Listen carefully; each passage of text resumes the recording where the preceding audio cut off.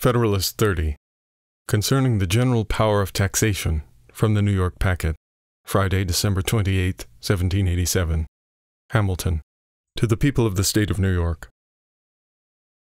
It has been already observed that the federal government ought to possess the power of providing for the support of the national forces, in which proposition was intended to be included the expense of raising troops, of building and equipping fleets, and all other expenses in any wise connected with military arrangements and operations. But these are not the only objects to which the jurisdiction of the Union in respect to revenue must necessarily be empowered to extend. It must embrace a provision for the support of the national civil list, for the payment of the national debts contracted or that may be contracted, and in general for all those matters which will call for disbursements out of the national treasury. The conclusion is that there must be interwoven in the frame of the government a general power of taxation in one shape or another. Money is, with propriety, considered as the vital principle of the body politic, as that which sustains its life and motion and enables it to perform its most essential functions. A complete power, therefore, to procure a regular and adequate supply of it, as far as the resources of the community will permit, may be regarded as an indispensable ingredient in every constitution. From a deficiency in this particular, one of two evils must ensue.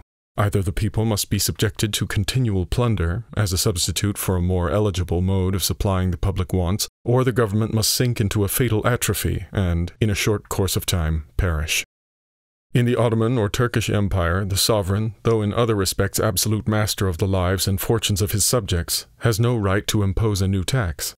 The consequence is that he permits the bashaws or governors of provinces to pillage the people without mercy, and in turn squeezes out of them the sums of which he stands in need, to satisfy his own exigencies and those of the state. In America, from a like cause, the government of the Union has gradually dwindled into a state of decay, approaching nearly to annihilation. Who can doubt that the happiness of the people in both countries would be promoted by competent authorities in the proper hands, to provide the revenues which the necessities of the public might require? The present Confederation, feeble as it is, intended to repose in the United States an unlimited power of providing for the pecuniary wants of the Union, but proceeding upon an erroneous principle, it has been done in such a manner as entirely to have frustrated the intention. Congress, by the articles which compose that compact, as has already been stated, are authorized to ascertain and call for any sums of money necessary in their judgment to the service of the United States, and their requisitions, if conformable to the rule of apportionment, are in every constitutional sense obligatory upon the states.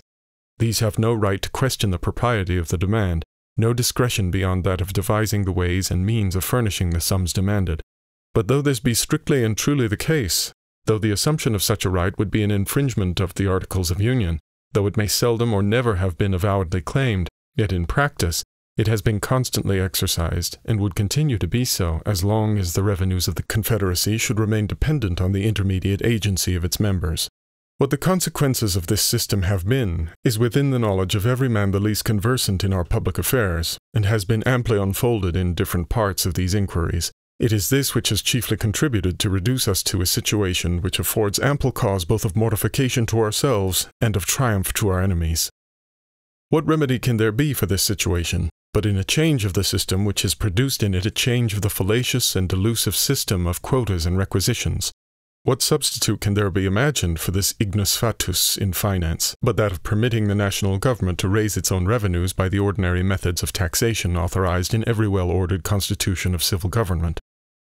Ingenious men may declaim with plausibility on any subject, but no human ingenuity can point out any other expedient to rescue us from the inconveniences and embarrassments naturally resulting from defective supplies of the public treasury. The more intelligent adversaries of the new Constitution admit the force of this reasoning, but they qualify their admission by a distinction between what they call internal and external taxation.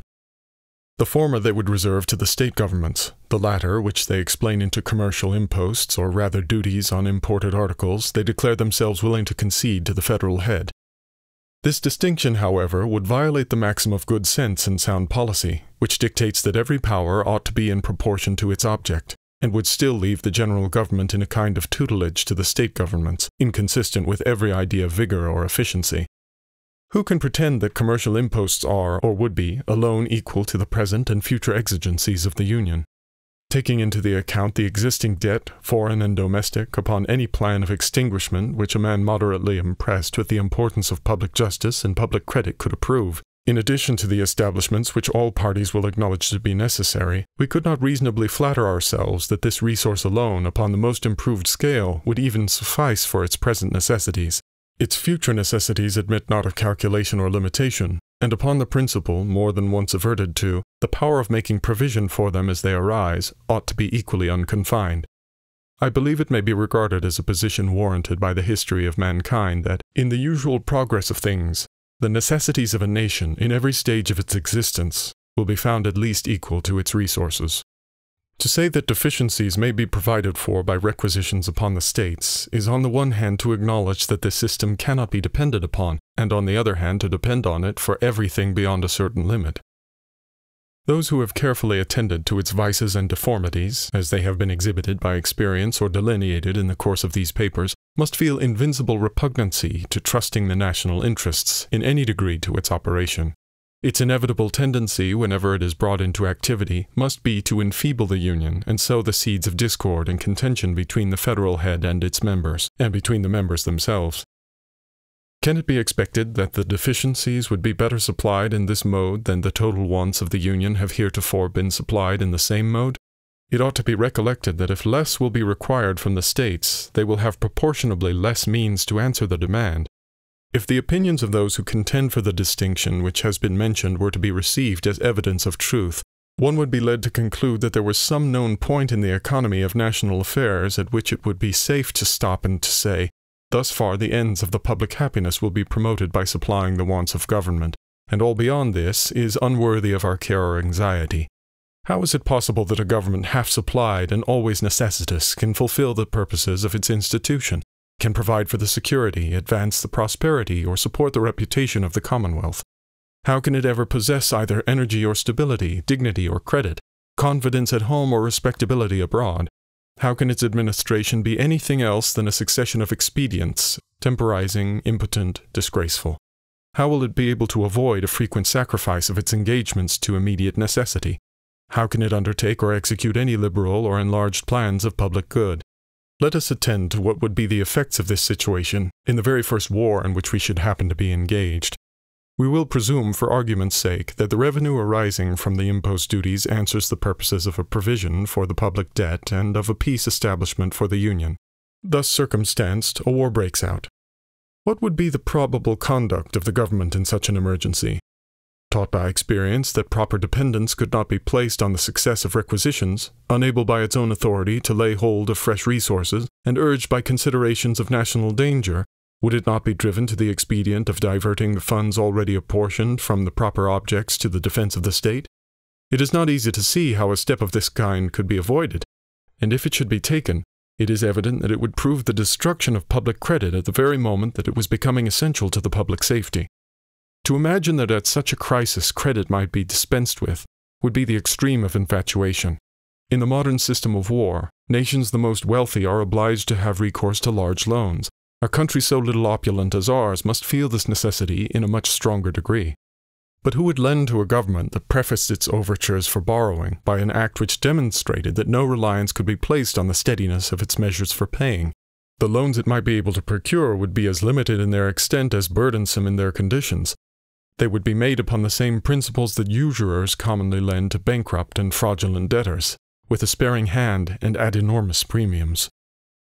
It may perhaps be imagined that, from the scantiness of the resources of the country, the necessity of diverting the established funds in the case supposed would exist though the national government should possess an unrestrained power of taxation. But two considerations will serve to quiet all apprehension on this head. One is that we are sure the resources of the community in their full extent will be brought into activity for the benefit of the Union. The other is that whatever deficiencies there may be can without difficulty be supplied by loans. The power of creating new funds upon new objects of taxation by its own authority would enable the national government to borrow as far as its necessities might require. Foreigners, as well as the citizens of America, could then reasonably repose confidence in its engagements. But to depend upon a government that must itself depend upon 13 other governments for the means of fulfilling its contracts when once its situation is clearly understood, would require a degree of credulity not often to be met with in the pecuniary transactions of mankind, and little reconcilable with the usual sharp-sightedness of avarice. Reflections of this kind may have trifling weight with men who hope to see realized in America the halcyon scenes of the poetic or fabulous age, but to those who believe we are likely to experience a common portion of the vicissitudes and calamities which have fallen to the lot of other nations, they must appear entitled to serious attention. Such men must behold the actual situation of their country with painful solicitude, and deprecate the evils which ambition or revenge might with too much facility inflict upon it. Publius.